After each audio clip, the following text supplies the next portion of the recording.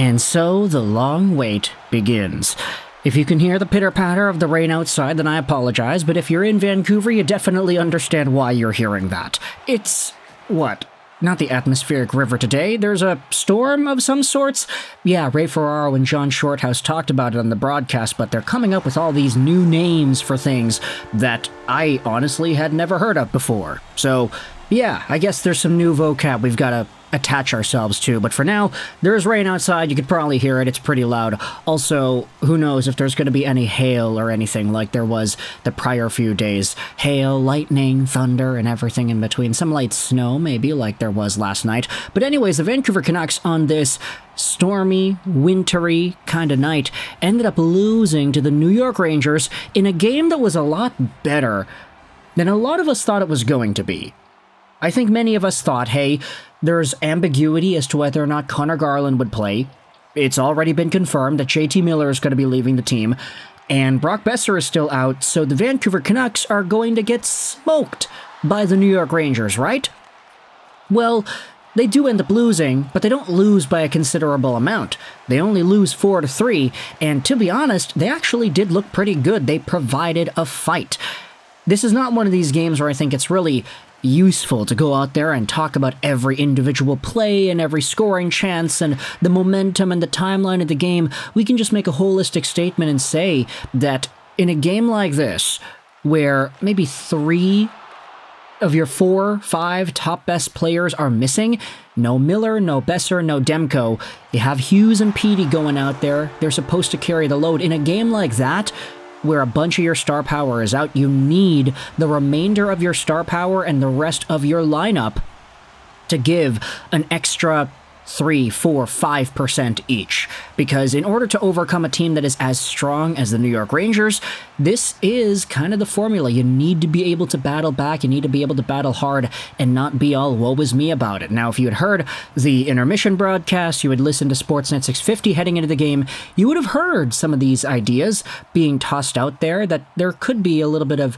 maybe dwelling about this situation for Vancouver fans, but you know, the team themselves, they didn't let that get to them. And I think this is kind of what separates the athletes from everyday human beings, aside from, of course, the world-class ability, but it's also the mentality, being able to step up in hard times and make sure that they can still provide their best efforts, even though guys like Boeser and Miller and Demko are not in. Provide their best efforts and then some. Just give a little bit of extra oomph to every shift, every forecheck, every hit, every shot. The Canucks, for the most part, did that, and it made for a very entertaining and well-played game throughout, despite the 5th regulation loss that the Vancouver Canucks have given up on home ice. Yeah, that record is not great, but a game like today's, with the context involved, with the players that we knew were going to miss out, and with all the storylines, it was never gonna be an easy win for this one. Anyways, let's talk about the goals and then we'll talk about individual players in this one, because the first goal of the game was scored by Vancouver just 34 seconds into the entire game. The puck was played over to Elias Pettersson on the half wall, who throws it over to Filip Hronek. Hronek goes over to Hughes on the left side. He's got so much space. Hughes then walks right towards Jacob Trouba, cuts into the middle, and then dekes it over. Backhander shot right through, and a short side marker on Igor Shesterkin. What a beautiful goal for Captain Quinn to get things going in this game. 1-0, all it took was 34 seconds. Elias Pettersson as well with an assist to open things up. The Rangers then quickly bounced back. All it took for them was 2 minutes for everything to get tied back up, and it was immediately off of a face-off. The face-off gets won by New York in the O-zone. K'Andre Miller tosses it towards the goal, and it's Mika Zibanejad, who is there around the hash marks, who tips it by Arturs Silovs. Tough to say for Silovs whether or not he should have gotten that, because, of course, it's a tip shot in front. The goalie's got to track the shooter, not the guy who's streaking in, who gets a little tap on it. But either way, it's a 1-1 game, just 2 minutes and 30 seconds into the first period.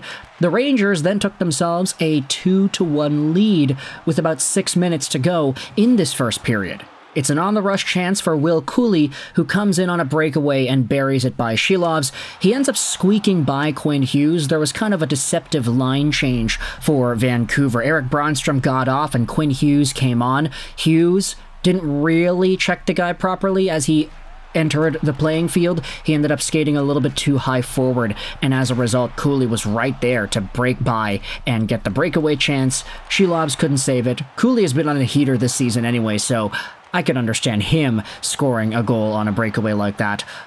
Then you had yourselves Kiefer Sherwood, who, with 2:30 to go in the first period, tied things up. So it was a really big back-and-forth scoring fest in the first period here. Sherwood goes over to Petey, who walks right down Main Street. He then throws it back over to Sherwood, who takes a shot, and it beats Igor Shesterkin. That is Elias Pettersson's second point of the period to open things up here against the New York Rangers. And of course, Kiefer Sherwood, Chief Keef, gets out there with yet another goal for his efforts, and it helps him extend that value that he has provided to the Vancouver Canucks. Of course, him playing with Elias Pettersson provides a new set of challenges compared to what we have seen out of him in the past. But my highlight from this, of course, is Elias Pettersson getting himself his second point of the game. Heading into the second, this is when the Rangers started to take a little bit more control. Kakko ends up scoring to make it 3-2 New York. And this play is a little bit scrambly. Myers and Susie get caught a little bit as the rush comes into the Canucks zone. They're a little flat-footed. They're not really defending the best as Will Cuylle ends up centering the puck backdoor for Kakko. He scores to make it 3-2. And unfortunately, it's just the kind of play that you really don't want to see out of the defenders that allowed it to happen. Those passes going zip to zip to zip, left, right, left, just not really great there, unfortunately, for Vancouver. But just a few minutes later, you had yourselves Conor Garland tying things up at a 3-3 pace. The Vancouver Canucks had themselves some good momentum in this shift as Dakota Joshua sends it into the middle for Conor Garland, who takes a shot and beats Igor Shesterkin. That is Dak's first point after coming back from cancer. And obviously for me, I have my fantasy team on lock here. Dakota Joshua and Kiefer Sherwood each got points, so I was pretty happy with that. And for Joshua himself to finally get back onto the board there, nice to see him assisting on a Garland goal. Of course, Garland has some amazing news for him and his family with the birth of a child, but we didn't know if he was actually going to play. He showed up, apparently, to the arena pretty late and ended up actually getting himself the ice time. So good to see him taking advantage of the dad strength that he's got from this new moment. And he pays it all off with a goal to tie things up against the Rangers. Now, unfortunately, the final goal of the game is scored by New York. It is Chris Kreider with 10 minutes to go in the third period. It's one of these plays where Zibanejad drops it back over, Kreider to Zibanejad once again, and some really fancy passing here. Eventually, it finds its way over to Riley Smith, who throws it back across for Kreider. The Rangers just move the puck so well in the O-zone, and it results in a very strong goal here from Kreides, the man himself. He has scored a whole bunch of goals and no assists this year, so that's kind of been the MO for Kreider and the Rangers. But ultimately, New York takes this one 4-3. They had 33 shots, the Rangers did, so Arturs Silovs definitely had his work cut out for him. 6.79 save percentage in this game. Igor Shesterkin, for as great as his reputation is, I honestly did not think he played the best. He let in 3 goals on 24 shots. The Vancouver Canucks were just kind of finding ways to trick Igor. 5-hole shots, shots on the rush, other chances that were kind of individual plays like Quinn Hughes' goal. Ultimately, though, the Canucks played very strongly. I'd say that some of the better Canucks, Conor Garland was amazing today. Quinn Hughes, of course, with the setup on his own goal, and then Elias Pettersson with multiple assists. This team was finding ways to get their guys going. And while it's true that you are getting more out of JT Miller, most likely, than Arshdeep Bains, and you can obviously say that Brock Besser is a more effective player than Aatu Räty, despite the fact that some of the better Canucks were out, they still provided a good show. So, no Miller, no problem. Not technically, because they did still lose in regulation, but either way, circumstances in mind, the Vancouver Canucks played a very good game today, and they ultimately came out with the loss. So thoughts in the comment section below about Vancouver versus New York. I hope you enjoyed this video, and bye.